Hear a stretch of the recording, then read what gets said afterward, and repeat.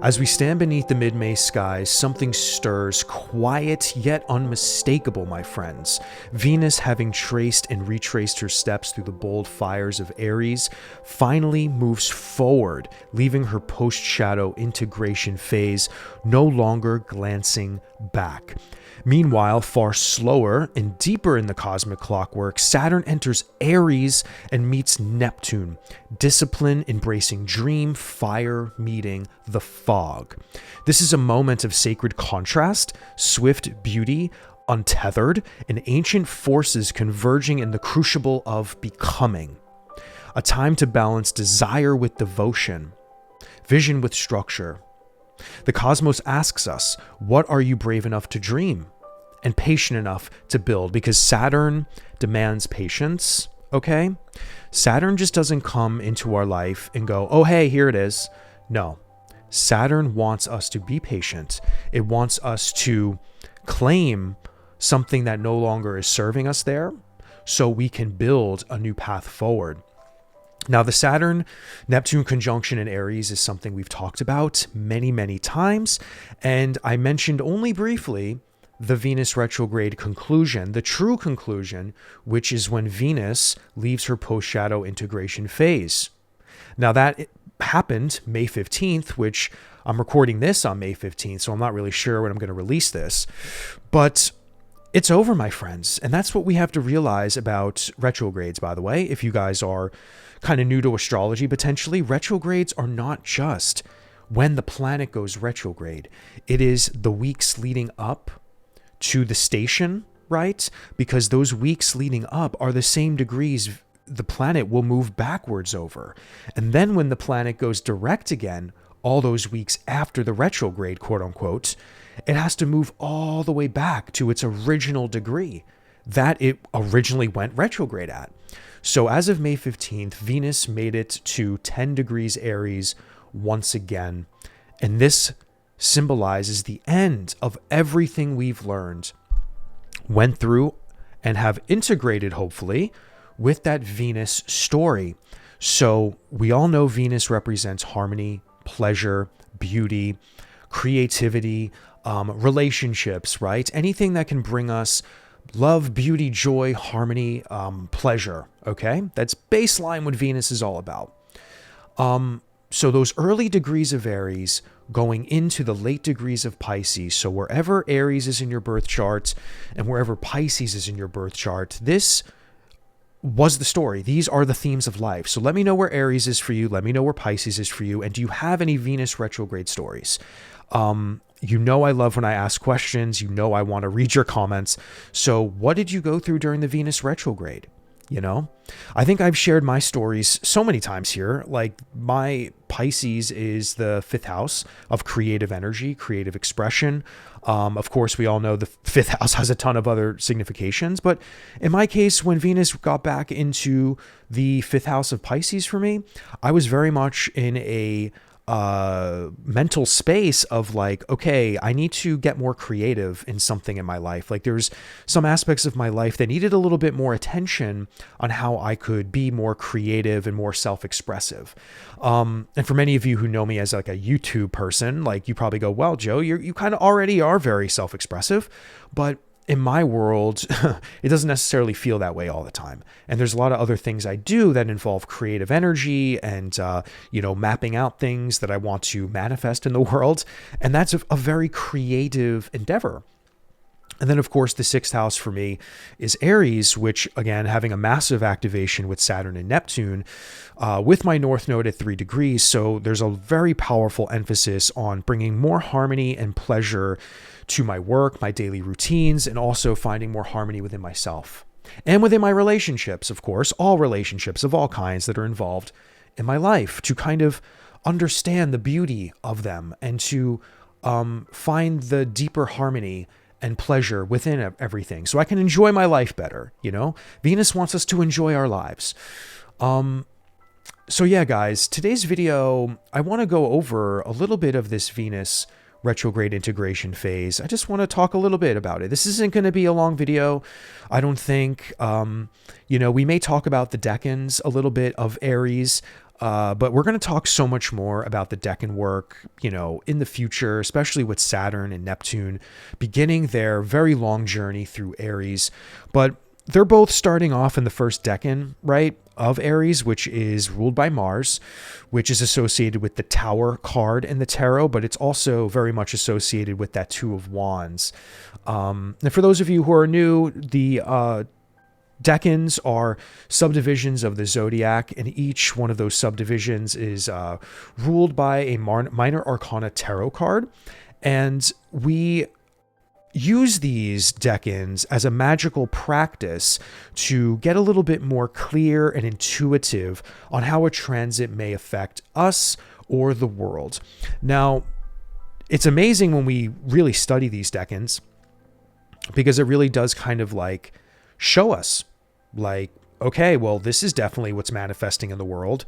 Like, we very much are in a time where, like, that first Decan energy of Two of Wands, like, okay, we are very much initiating a new world.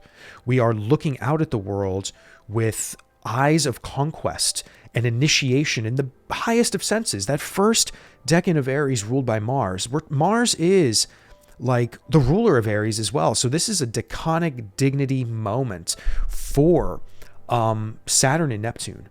And of course, Venus, she had her moment over those first 10 degrees as well, which is what that first Decan occupies. So again, when we talk about the Venus retrograde we just went through, and then also Saturn in Aries, with Neptune in Aries, we are doing nothing but initiating. We are doing nothing but wanting to have fire and passion in our life. Okay. And obviously this is going to be different for all of us. And again, the integration phase for Venus is over now. So, I feel like maybe the last couple of weeks, that's when Venus was back in Aries. So again, Venus got back into a fire sign, and we are now, again, I feel most of us possibly, depending on what house topic theme of life Aries is for you. Again, please let me know where Aries is in your birth charts, because that, really paints the story. And I'm sure a lot of us had some wild Venus retrograde stories in Aries, okay, of all zodiac signs. But again, the passion of Aries and the aggressiveness of Aries, and Venus doesn't necessarily like to be in Aries because she rules Libra on the opposite side of the zodiac. So whenever that's going on with a planet, when a planet is far away, the opposite side of its home, it's said to be in exile. So, Venus can take on a whole different flavor while in Aries, for example, because, we're dealing with the fires of Mars, and Venus has to work within that energy. So not only are we in a fire-ruled sign, but we're in a fire Decan all these weeks since Venus has been back in Aries. So again, the initiation and the passion and the assertiveness and the aggression potentially of trying to bring harmony into our life and really taking action on that harmony. So putting that effort for that harmony and pleasure. I mean, a big part of that Aries story for all of us.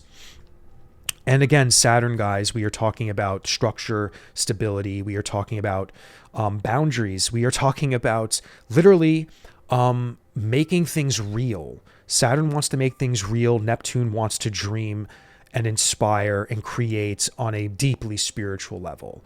So this is a massive moment for the world and a massive moment in the Aries parts of our lives.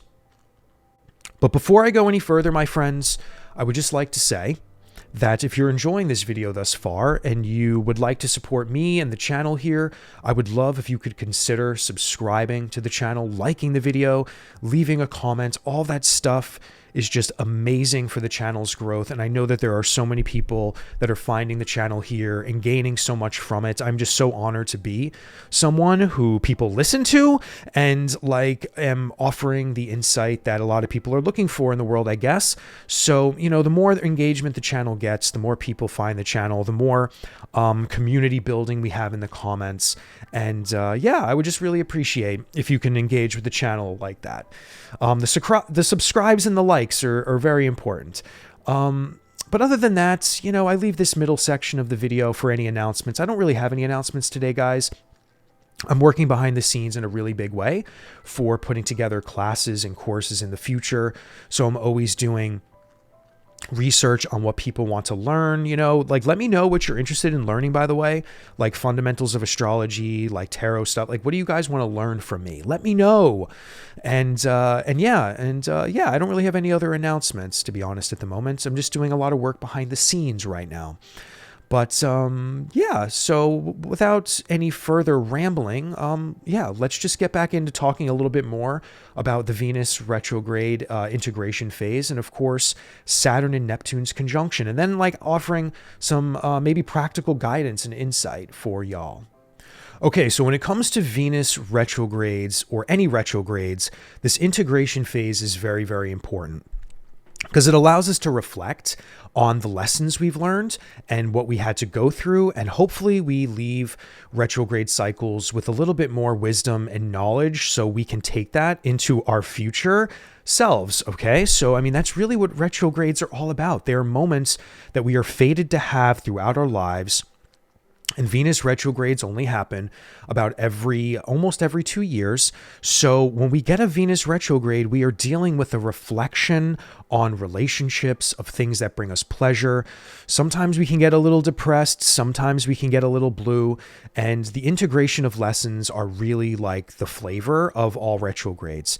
So Venus retrograde journeys include shadow and post-shadow phases, of course. So, we're dealing, again, that reflection, right? And it's how we process our relationships, our values even. Venus is also about our values. Like, what do we value? What brings us comfort and harmony and all this other beautiful stuff? So in Aries, this process probably was centering around self-love too. Like, how do we love ourselves in this process? So remember, Aries, very much about the self, very much about our identity and who we are, right? So that part of our life, wherever Aries is in your birth chart, very much, I think, should be, if you're in alignment there, should be very self-oriented. Like, this is where I feel maybe most empowered in my life, or want to be most empowered. Aries wants to be empowered, take the lead, take the charge. So autonomy is very important. So, Venus, again, bringing some harmonious autonomy to oneself within the dynamics that you were experiencing. So again, if you are still kind of integrating Venus retrograde, like, think about that. Think about the autonomy within your life and that part of your life, So that's different for everybody. And also maybe courage and desire. So how did you have to be strong within the Venusian qualities of what was going on in your life? Like, did you have to stand up for yourself in a relationship? Did you have to create a boundary that maybe was kind of hard for people to deal with? When we people with too much Aries energy can sometimes scare people off, because they're just like, whoa, those people are authoritative. They maybe come off selfish, but really there's an aspect of like, no, I'm just going to do what I need to do for my own safety, my own happiness, So now that she's officially out of shadow, what we've learned can be acted upon with confidence. So if we really embody an Aries transit well, there should be more empowerment and confidence behind whatever those lessons and events were. So, this is what can breed that forward motion in relationships, in the autonomy within oneself, and the harmony that we are cultivating within oneself.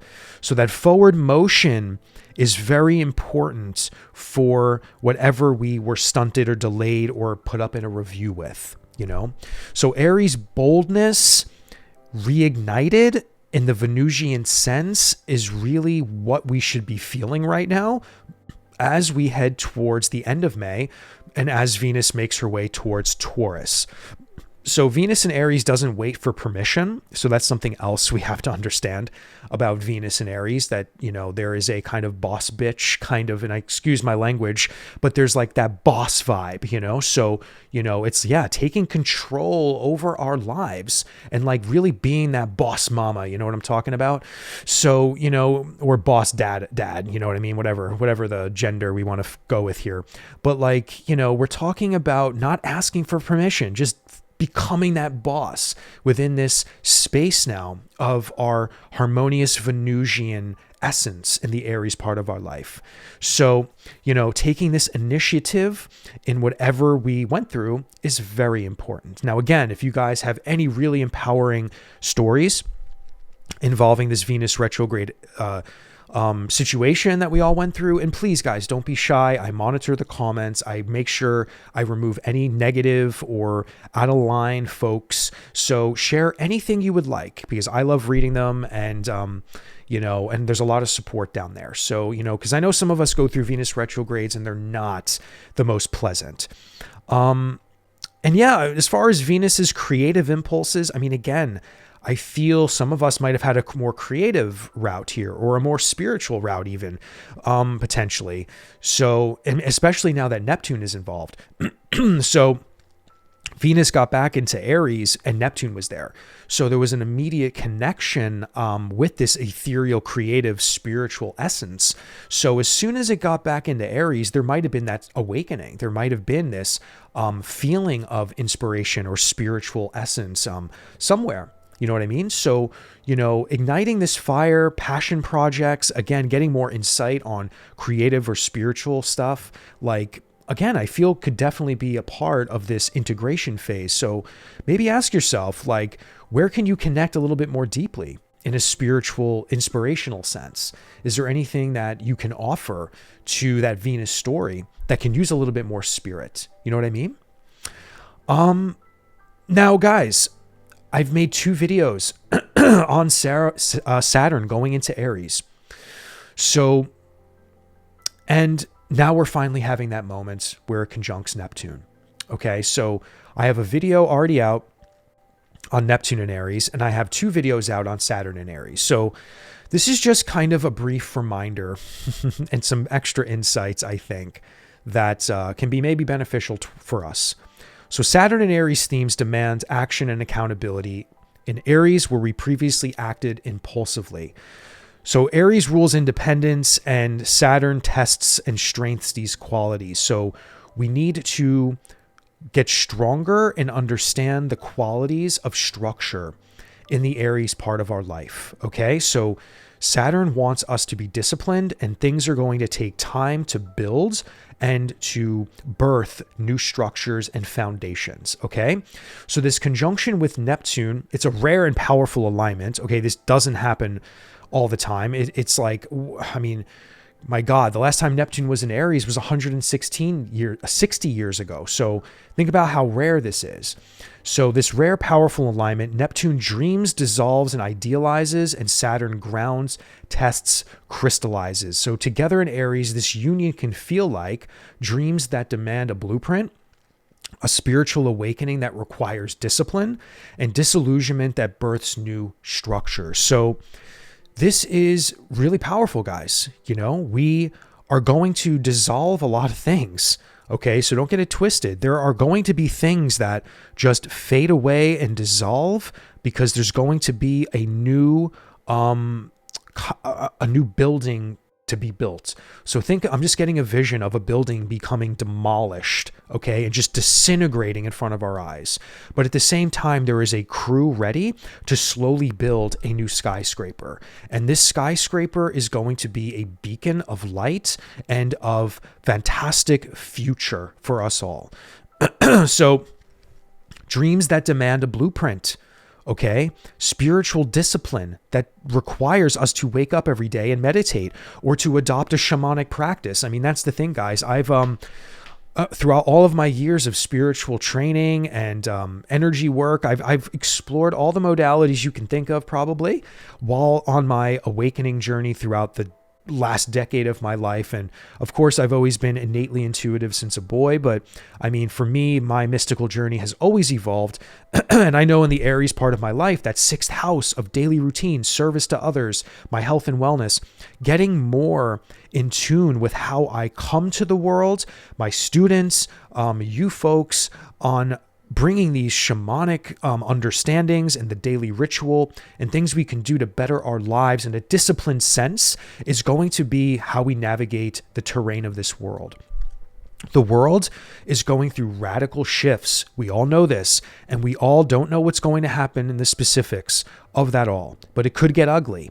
And we need to be ready and grounded in a shamanic spiritual warrior sense. We need to get Buddhist sometimes and very, very Zen and really sink into that Zazen meditation where we just sit and empty the mind of thought so we can restabilize our our energy field, pretty much. So, we need a blueprint. We need structure and discipline in order to achieve these things, okay? Because as the dissolving of those parts of your life, whatever is going on in that part of your life that you've always known to be, there is a spiritual awakening that is going to happen.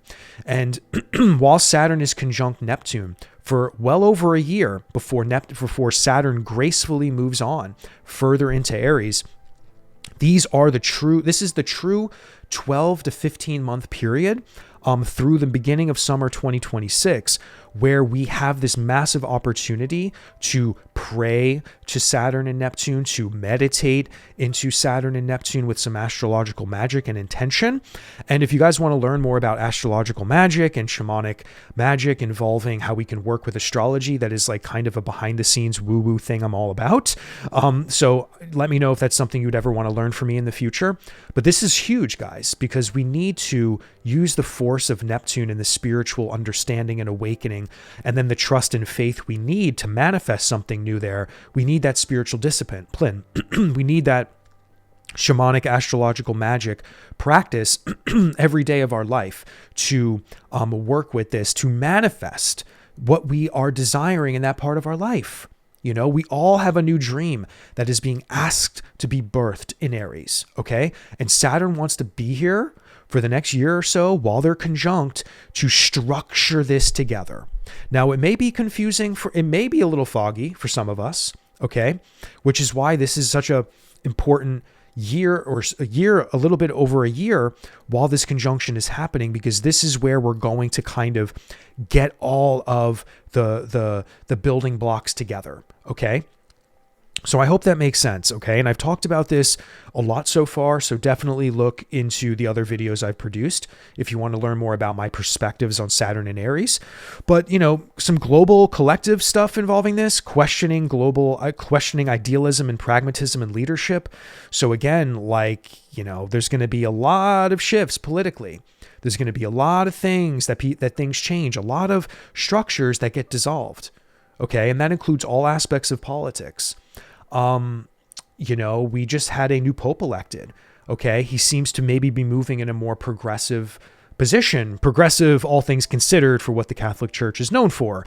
But, instead of going for a more conservative, type of pope, they brought someone in that's a little bit more progressive and maybe even a little anti what the United States is all about at the moment.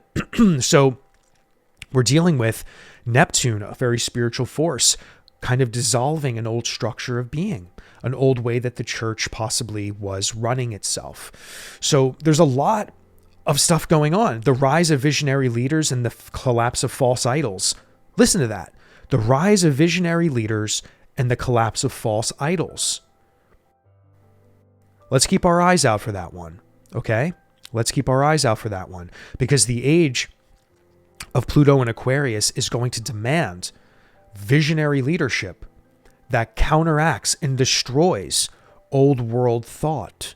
So again, a new pope getting elected that seems to be a little bit more accepting and progressive, all things considered, okay? Much better than the popes of 100 years ago. We have political leaders that have authoritarian impulses all around the world.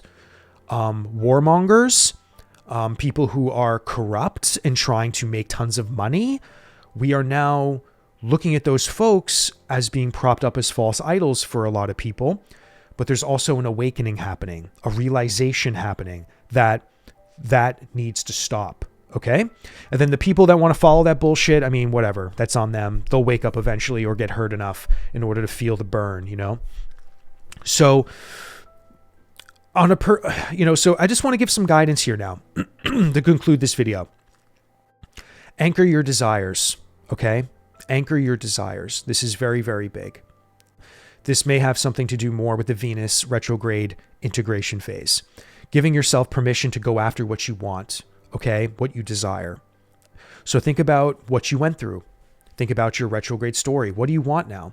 How do you want to solidify that? And Saturn and Neptune want to ask you, why do you want this? From what perspective deep within yourself do you actually want to grow something? Make sure your desires align with your long-term soul vision. Listen to that. Make sure your desires align with your long-term soul vision. Now, another thing, guidance, embrace sacred structure. This is discipline. Embrace your sacredness, but also find a daily routine and a way to structure this properly. Because if you can't wake up every day and be in this space of sacred structure, whatever that means to you, then you will have a hard time navigating the future. So really get clear on that. And I'm going to talk more about this kind of stuff in the future. So stick with me and we'll get a little bit deeper into that. But it's a time to create gentle boundaries around your creative or spiritual practices. Build rituals. I will definitely help you all in the future with rituals. That is something that I very much love to be a part of. And it is a part of my spiritual practice, being very ritualistic in a sense. And time to take action with imagination. Okay. Spiritual impulse and imagination to will this into our existence and the Aries part of our life. And if you have anything to add on the Saturn-Neptune conjunction with the Aries part of your life, what do you think this is for you? What are you building? What are you trying to dream into being? Let me know. Also, start slowly, but start. This is very important. Saturn wants us to start in Aries, of course, even though we need to, but we're also going to have to start slowly. Okay. And Saturn, it's strange in Aries because Saturn doesn't like to be impulsive. Saturn likes to take its time. It's very Capricornian in nature, right? That's the ruler of Capricorn. So the fires of Mars and Aries is something Saturn is kind of adverse to, but when you work with Saturn right and you learn to work with the fire slowly, you can build something so magnificent and you can structure something so magnificent. And I think this is something we really need to take into consideration. Starting slow, but start. And then the last thing I want to say is be brave enough to let go. Neptune may blur some old ambitions, okay? Because listen, the old part of our Aries story is still going to be needed to be dealt with, okay? So it's going to blur the old with the new. So this transition over the next year, we're going to be navigating the old way that we've been living in the Aries part of our life, but at the same time, this newness, this structure Saturn's going to want to birth and help, it's going to require us and it's going to need us to let go. We need to have trust in the unknown during this transit. And if we really tap in to ourselves and our passions and our dreams and desires there, and then again, that spiritual discipline and ritual, whatever that looks like for you, this is what will help us let go. This is what will help us birth a new dream into being. Okay? That's all I have for you, my friends. I hope this video was helpful. If you stay to the end, please like, comment, and subscribe, of course, if you haven't already. And thank you so much for watching, and I will see you in the next video.